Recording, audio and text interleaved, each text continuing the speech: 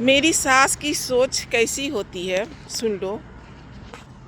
संपत्ति दूंगी छोटा बेटा बहू को, प्यार सम्मान दूंगी छोटा बेटा बहू को, इज्जत दूंगी छोटा बेटा बहू को, बैंक बैलेंस दूंगी छोटा बेटा बहू को, प्रॉपर्टी दूंगी, जितने भी प्रॉपर्टी है सारे छोटा बेटा बहू को, इज्जत सम्मान छोटा बेटा बहू को, प्यार दुलार छोटा बेटा बहू को, और तारीफ भी छोटा बेटा बहू को, जो दूर दूर तक कभी कोई चीज़ में नज़र ही न आए, यहाँ तक कि अपने माँ बाप के बीमारी में भी वो नज़र नहीं आए।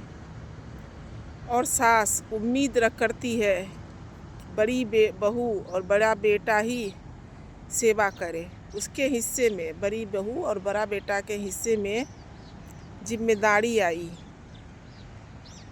माँ बाप का प्यार नहीं आया, जिम्मेदारी आई, बदनामी आई। जब सास ससुर बड़ा बेटा बड़ा बहू के हिस्से में ना प्रॉपर्टी ना जिम्मेदार ना प्रॉपर्टी ना मान सम्मान ना इज्जत ना सास के कोई गहने ना ही कोई बैंक बैलेंस, कुछ भी नहीं। यहाँ तक कि माँ बाप का प्यार भी नहीं मिला।